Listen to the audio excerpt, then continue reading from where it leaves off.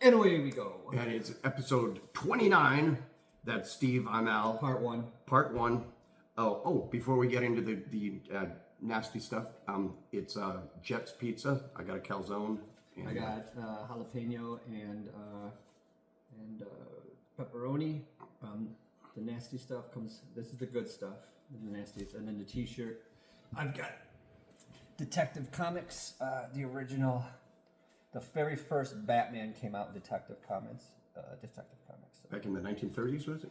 I think it was like 38 or something. Yeah, Don't quote me on that. Something like that. Anyways, you guys probably know that better than we do. That's fine. There was a thing called Detective Comics, and that was before Batman existed, and then Batman was introduced in there. Before any of the Marvel stuff, and before Superman, I think. I'm not sure about that either. We're not sure about that one. At one point, I knew all my comic book shit, but for some reason, it's just like escaping Things me. start falling out. Yeah, I think you're right, though. All right. But we're gonna. Iran. Yeah, we're gonna start with or as I joke, the seagull topic. Anyways, let me just start with my first impression about where we are right now, and that is that there are some ways after this started that it could have gone. I'm not going to say good. It could have gone less bad. We're beyond those days. We're pretty fucked. And only one of the reasons why maybe it's good for you guys to be watching this video and commenting in the comments and stirring the pot is one of the big effects recently is they're doing a damn good job of suppressing any reliable news about what's actually happening. Essentially, if you're hearing it from our news sources, the U.S. news sources, they're mostly just repeating what the administration is saying, and the administration isn't telling you a truthful word at all. It's almost all straight up bullshit.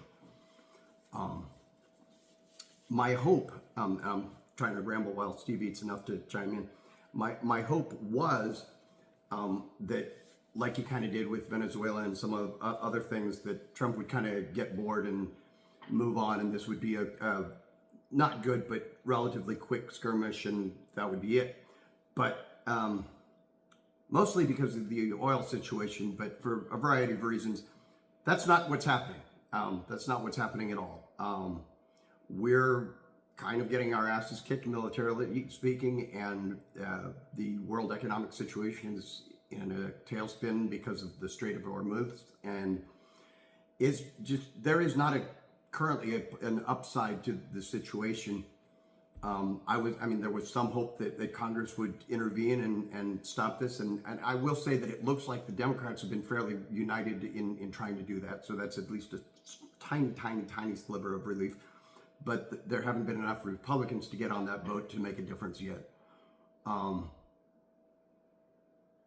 And none of the stated rationale for why we are doing this makes any sense whatsoever. I'll let you pop in. Okay, so yeah, here's my take. Everything you just said, but look, nobody's for this war. Nobody. I mean, the Republicans are not backing down in terms of those that are the political figures. But once again, maybe this is my bubble, but I don't know. I haven't heard anybody that's fucking for this shit or understands any of this or wants to do this. One thing that we kind of didn't touch on last time we spoke about this was the religious element of this. What looks like for some of these guys is a holy war. On our side, not on Iran. Side, right. So this is this Christian nationalism. This is this Project 2025 group that got these guys in place, who bankrolled some of this stuff and got some of these guys in positions. And of course, you had the techno-fascists who were like, fine, look, the techno-fascists are using the Christian nationalists for now because it serves their purpose, right? Just like Trump is using both of them to serve his purpose, which is just him. But he's their useful idiot for both these people. But when the push comes to shove, the techno-fascists have got way more going for them, I think, than the Christian nationalists, who are just fucking bonkers, right? But look, these guys want to usher in the end times too, so they don't care how the fuck it is, right? And they'll go with these guys because it's mind control. It's very easy to manipulate people that are brainwashed already for this bullshit, for this tyranny. So what I'm seeing is, or what I'm hearing is, there's actual, generals, high-ranking officials who are telling, who are mentioning this, and there's been a lot of, from what I understand, also complaints that, wait a minute, this guy's just literally telling us this is a holy war to bring in Jesus in end times, and that we should be celebrating this for that reason. This has nothing to do with national security. This has nothing to do with even like anything. But this fucking liberating Iran, any of that. None of that shit. No. Liberating Iran. If we wanted liberation, there would be so many countries we'd be fucking trying to liberate.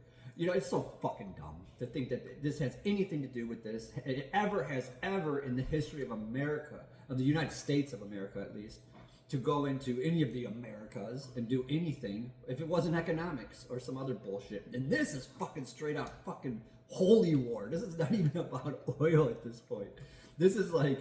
But not even holy war, like trying to convert people, like crazy holy war, No, we're going to bring about Armageddon. Right, and in their twisted worldview and their twisted thing is, even the Jews are going down in the end.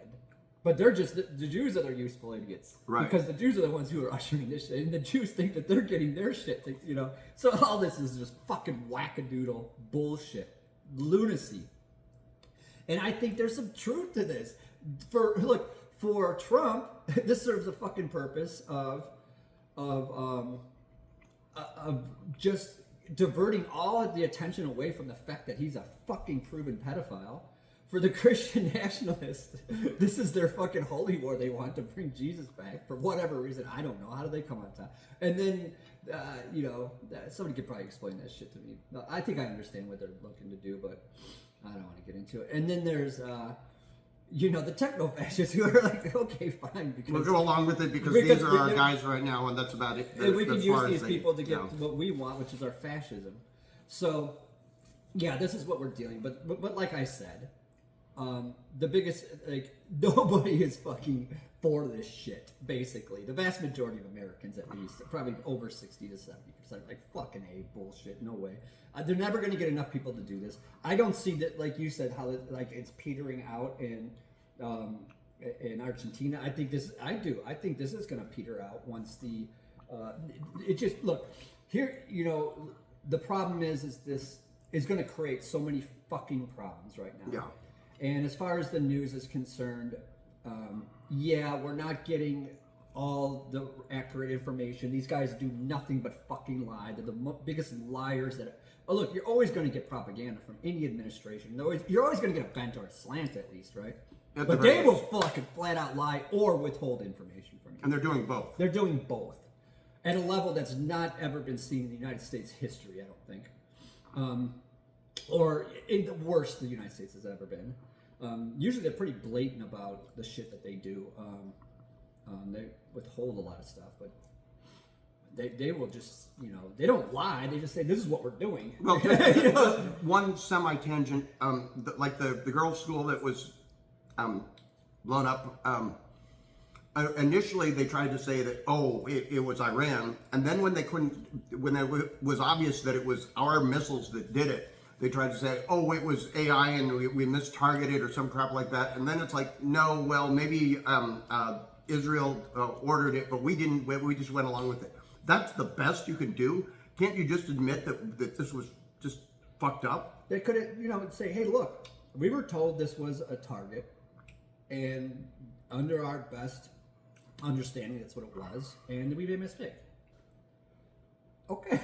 Yeah, that totally fucking sucks. But god damn, they can't fucking admit to anything. But yeah, the best one was the initial. They stole a missile from the U.S. What Trump was trying to imply. It's so fucking ridiculous. Anyways, what was I going to get to after that? But of course, we can't trust stuff that's coming out of Iran either 100%. Some of this stuff I see looks like could be AI too. But look, you're going to get propaganda from all over the fucking place. It's going to be coming both ways. So these stories that we're also hearing coming out of other sources must be taken with the same level of scrutiny that you would anywhere else. So don't think just because it came from Iran or it came from some far left, or not far left, but some progressive news source, that's accurate as well, because they're just as susceptible to propaganda as anyone else. So, or some kind of bias or slant. So I'm just saying, be leery. Yeah, and something I've discovered recently, and maybe this has always been the case, but it feels like it's more the case, is it's real easy if you do, podcasts like these or whatever, to try and want to report on the bleeding edge of news. Hey, this news story just broke. Mm-hmm. That story is the most likely one to be wrong, not because of who's reporting it, but the initial thing that we hear more now than ever before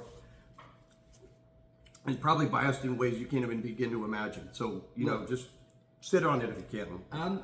Have the same discernment, have the same scrutiny, use the same logic that you would with any other news media. I'm not saying that what they're saying is fake or lying. I'm just saying use that same, because if it comes out that people are saying things that are not true, unfortunately, people are in a position that if they are giving false information, it's going to be worse than the people that are always giving false information on our end of the stick, because then what leg do you have to stand on? Then you lose credibility. You lose credibility. Once you lose credibility. But also, as regards any one individual story, and I could name some things, and maybe I will, but if you get it right, you get it right. But if you get it wrong, there are always going to be people who attach themselves to the story that was wrong, even if you retracted 5 minutes later. Even if 5 minutes later you put out another video and said, hey, I was wrong, there are going to be hundreds, if not thousands or millions of people who saw that first one and went, hey, this aligns with what I believe, so yay. Right, and they'll never see the redaction. Right. And they'll never accept the apology. So unfortunately, my strategy used to be that I just threw the stuff out there, and then if I had to retract it or think about it twice, I did. But now we all have to, well, maybe not all, but if you took do what you want. I'm just saying that's the risk. But my suggestion is if you used to do more like I have been doing, try and slow down before you put it out. Yeah, I've heard some crazy shit that I just don't believe. Yeah. they captured 200 U.S. special forces. No, they did. Like, came out of Iran. Yeah, they're lying. They're probably lying. And the problem is that it's real easy to see something that looks ridiculous and reject it on its face when it may be largely true. For example, there was one that said that all of our bases have been destroyed. Well, the problem with it isn't that it's false, it's that it's largely true, but where do you get the nuance? Because we do have a crap load of our bases that have been largely destroyed, but not all. Wow. That's an exaggeration. Then what do you mean by destroyed? I highly doubt they're fucking completely useless. Like, maybe they got attacked. And I don't think all of them. Yes. No, but if you simply say, "Hey, that's fake news," then you get the impression that we haven't been touched, we're fine, and that's not true either. I'm sure we have. Look, we're not hearing everything from our administration. What we're hearing from the other side is probably exaggerated, at the very least. Very least, and it's goddamn near impossible in this day and age to know the goddamn truth anymore. That's what sucks about all this shit, and it's always been that way throughout history. Even if you got 5 people sitting in a room saying the same goddamn thing, you'll get 5 different accounts of the same event. So how are you going to dissect all this shit and get to the real truth? The bottom line is this. We got no business there. Nope. We've been fucking with these people. They hate our guts. And if they're happy that fucker's gone, but they're more pissed that we're fucking coming in there and doing their shit. We're done with this. We're done with it. Yeah, fuck this war. Yep.